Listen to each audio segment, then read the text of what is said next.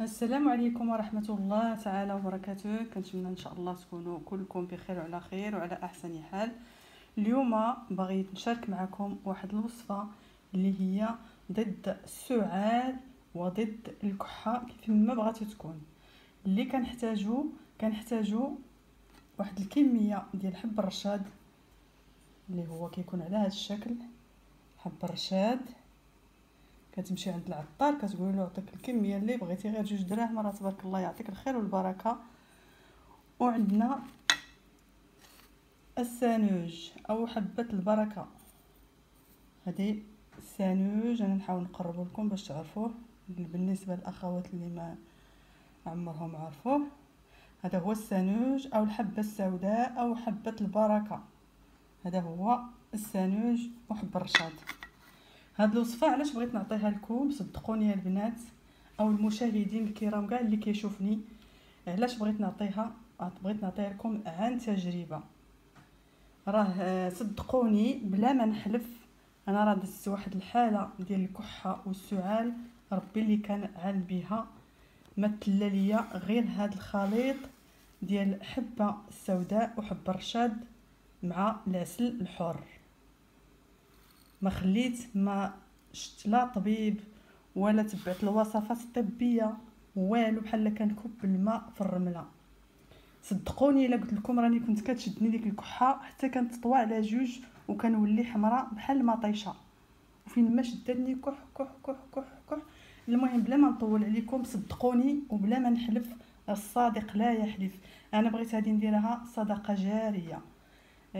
والرحمه ديال الوالدين، غير الدعاء ديالكم والرحمه ديال الوالدين اللي جربها يدعي معايا بالرحمه ديال الوالدين. راه ما كيدوموا لا لايكات ولا اشتراكات، فقط الاشتراك الا كانوا كيعجبوكم لي فيديو ديالي وكتستافدوا منهم اشتركوا، ما فيها حتى شي باس نستافدوا من بعضياتنا. اما باش نقول لكم ديروا لايك او هذا، المهم الا جربتوها بارطاجيوها مع الاخوان مع الاحباب مع اللي عزيز عليكم. هاد الوصفه راه تنبغيكم غير تدعيو ليا بالرحمه ديال الوالدين، وكنتمنى ان شاء الله اللي جربها نتمناها يتقبلها الله سبحانه وتعالى صدقه جاريه ليا، والرحمه ديال الوالدين افضل من كل شيء. ما نزيدش نطول عليكم، كناخذوا 2 العناصر حب الرشاد والحبه السوداء، كنقيوهم مزيان كما سبق لي قلت لكم. كنقيوهم وكنغربلوهم ديك الغبره وما كيبقى لنا غير نحمروهم في المقله. نفس الطريقه الاخوات كما نقينا السانوج كنقيو كذلك غادي نقيو حب الرشاد كما تيبان لكم في الصوره. راه ملي كنشريوه ضروري ما كيكون فيه ما يتنقى، وحنايا دابا هاد الوصفه غادي نديروها باش ناكلوها باش نتداواو بها، يعني خاص يتنقى على حقه وطريقه. تحيدي كلشي الشوائب، تخلي فقط حب الرشاد والسانوج. كنتمنى لكم اخواتي تكونوا فهمتوني ان شاء الله، باش ديروا الوصفه تكون صحيه وعلى حقها وطريقها ونتشافوا ان شاء الله من السعال. وقبل ما نديروا هاد الوصفه ضروري نديروا هاد العمليه ديال التنقيه، غادي نقيوه مزيان مزيان باش نحيدوا منه كما كيبان لكم هاد الشوائب. ضروري من التنقيه ديال هاد السانوج اللي هو على هاد الشكل، نفس الطريقه اللي نقينا بها هاد السانوج غادي نقيو بها كذلك هاد حب الرشاد. حب الرشاد هو هذا بالنسبه للاخوات اللي ما كيعرفوش، هو هذا حب الرشاد. ضروري نقيوه ونغربلوه باش نحيدوا له داك التراب الرقيق، شي صفايه رقيقه عاد ندوزو نحمروه. يعني هاد الطريقه ضروريه خاصها تكون من قبل.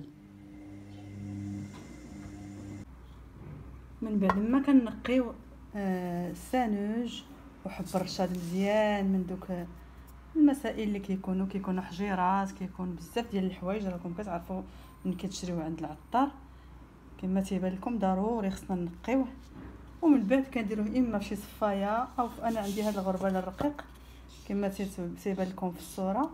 هذا انا درت كاس انت ديري القياس اللي يكفيك على حسب الكميه اللي بغيتي ديري لوليداتك او اللي في هذا المشكل ديال الكحه او السعال الحاد. المهم كتغربليه، ملي كتغربليه مزيان كيطيح منه داك التراب عاد غادي نحمروه. ملي كنغربلوه مزيان داك التراب اللي كاين كامل كيطيح لنا هنايا كما تيبان لكم. ومن بعد غادي نحمروه ان شاء الله باش نكملوا الوصفه. كنديروهم في المقله. المهم الكميه كتبقى لك نتيا، كديري دائما قد درتي كاس ديال السانوج كديري كاس ديال حب الرشاد وكتسخني مقيله وكتوجدي واحد المغرف ديال العود من الاحسن وكتحمريهم على هذا الشكل عادي جدا كما كنحمروا الزنجلان وكنحمروا جميع الزرارع الاخرين. نحمروهم واحد المهم تعين كميزان حتى كيبانوا كتحمروا فقط. ومن بعد ان شاء الله نكملوا الوصفه. وهانتوما معانا نخليكم مع الوصفه باش تشوفوا التفاصيل كامله ديال هذه الوصفه ديال الكحه والسعال الحاد. المهم بكل سهوله كنقصوا البوطه ونديروا شي مقيله ونبقاو نحركوا على هذا الشكل حتى كيتغير لنا اللون ديال حب الرشاد. حب الرشاد اللي هو اللي غادي يعطينا درجه ديال التحمار ماشي نحرقوه. اما السانوج ما غاديش يبان لحقاش هو كحل. وكنستمروا على هذا الشكل. انا كنبغي نوريكم كلشي التفاصيل ديال الوصفه باش ديروها من احسن الزيت من الف الى الياء باش تصدق معكم ان شاء الله. هذه الوصفه اللي ما كنحتاجوش فيها شي حاجه كثيره، فقط 3 ديال العناصر. وصدقوني راه واحد الرائحه كتطلع من هاد جوج مكونات وهما كيتحمروا واحد الريحه عجيبه زعما مستحبه. قلت لكم جوج ديال العناصر اللي خصنا في هذه الوصفه، السانوج وحب الرشاد والعسل الحر. العسل الحر هذه كنأكد عليها باش تنجح معكم الوصفه ان شاء الله للوليدات للناس الكبار لاي واحد. وخصوصا في هذا الوقت هذه اللي كيتبدل الفصول كيمرضوا الوليدات بالكحه والسعال. الناس الكبار صدقوني هذه الوصفه ديروها وديروها بقريعه ديال الدجاج وخليوها دائما تكون عندكم في الدار. اللي كح اعطيوه معلقه الصباح ومعلقه في العشيه قبل ما ينعس وكتهناي من داك الدواء ديال لا فارماسي. ودوك راكم عارفين الدواء ديال لا فارماسي هما شنو هما سميتو اش غنقول لكم سلبيات ديال الدواء ديال الفارماسي او دواء الطبيب. راكم عارفين المواد باش ما كيصنع الدواء ما كاينش محسن من حاجه طبيعيه. وكنتمنى لينا وليكم الصحه والعافيه. وحنايا دابا ان شاء الله بعد ما تحمرنا هذا الشيء غادي ندوز ونطحنو مباشره طحانه حتى كيولي ليا غبره ونديرو في قريعه ونخلطو مع العسل. وهذا الدواء ديالي موجود. كنتمنى ان شاء الله هذه الوصفه تبارطاجيوها مع الخوت مع الحباب مع اللي عزيز عليكم. راه ما فيها غير الاجر والرحمه ديال الوالدين.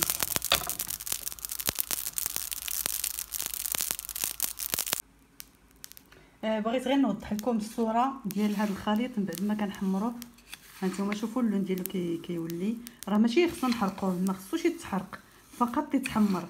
هانتوما شوفوا شوفوا اللون ديالو قبل ما يتحمر باش غير البنات اللي ما عارفينش ولا المبتدئات ولا البنات الصغار. المهم هانتوما شوفوا قبل ما يتحمر السانوج هو هذا اللون. ملي كيتحمر كيولي لنا على هذا الشكل ما محروقش ولكن محمر. دابا ما بقى لنا غير ندوزو ونطحنوه ونخلطوه بالعسل. وها الخليط ديالنا او الوصفه العجيبه اللي ان شاء الله غادي ترحموني عليها. واللي كنطلب منكم هو تبارطاجيوها مع الخواتات والخوت والاهل والاحباب كاع اللي عزيز عليكم. عطيو هذه الوصفه وخصوصا في هذا الفصل ديال تغيير الفصول من الصيف للخريف كيكون صعيب الحال. كيمرضوا الوليدات كيمرضوا الناس الكبار بالكحه بالسعال بهذا. ما عليكم غير توجدوها، ما كتطلبش شي حاجه صعيبه. فقط 3 المكونات كنقولها ونعاودها وسمحوا لي على التكرار ولكن التكرار فقط للفائده. السانوج حب الرشاد والعسيله حره. قد الكميه اللي درتي ديال حب الرشاد قد الكميه اللي غادي ديري ديال السانوج فقط. غير كنأكد على واحد الحاجه، وهو انكم تنقيوه مزيان، كيكون فيه حجيرات، كيكون فيهم شي شوائب، ومن بعد تغربلوه بالغربال او بشي صفايه رقيقه باش طيح لكم داك التراب. راكم عارفين العطار او هذا اللي كيبيع هادشي راه كيكون داكشي. المهم ضروري خصو يتنقى ويتغربل، عاد يتحمر ويتطحن ويتخلط بالعسل. وكنتمناو الشفاء العاجل لجميع المرضى ديالنا والمسلمين اجمعين. ومن بعد ما طحنا الخليط ديالنا كما تيبان لكم في الصوره، انا طحنته مباشره، غير حمرته وطحنته، راه كتكون فيه واحد الريحه هائله، واحد الريحه زعما زوينه يعجبك غير تشمي هذاك الخليط. سبحان الله العظيم، ديال حب الرشاد والثلوج. المهم كنطحنوه حتى كيولي لنا غبره على هذا الشكل. دابا شنو بقى لنا؟ ما بقى لنا الا نخلطوه بالعسيله ونديروه في واحد القريعه، وها الخليط ديالنا موجود. بعد ما طحنت الخليط كنديرو في واحد القريعه ديال الدجاج، وكنوجد العسل. العسل كنأكد من الاحسن يكون حر. وبالنسبه للعسل باش تلقايه حر، هو راه كيكون داير شويه الثمن، ولكن بيني وبينك اللهم نزيد شي شويه وناخذ العسل، ولا نبقى ناخذ الدواء اللي ما كتعرفيش شنو كيدير في الذات ديالنا. العسل شوفيه حر عند شي حد اللي يكون ثقه، وديري هذا الخليط وخليه لوليداتك. انا ما غاديش نزيد نطول عليكم اكثر من هكا. بكل بساطه غادي ندير القياس ديال العسل اللي غادي يخلط ليا داك الخليط، ونخلطو ونحركو، ونخلي القريعه ديالي مسدوده. اللي يحتاجها في الافراد ديال الاسره ياخذ معلقه، اي واحد صغير كبير اللي يحتاجها ياخذ معلقه وينعس في امان الله. كنتمنى ان شاء الله هاد لا فيديو تكونوا استفدتوا منها، وإلا كانوا لي فيديو ديالي كيعجبوكم ما فيها باش اشتركوا وديروا واحد اللايك وبارطاجيو باش يستافد الجميع. وكنتمنى للجميع الصحه والسلامه وراحه البال، والى فيديو مقبل بحول الله.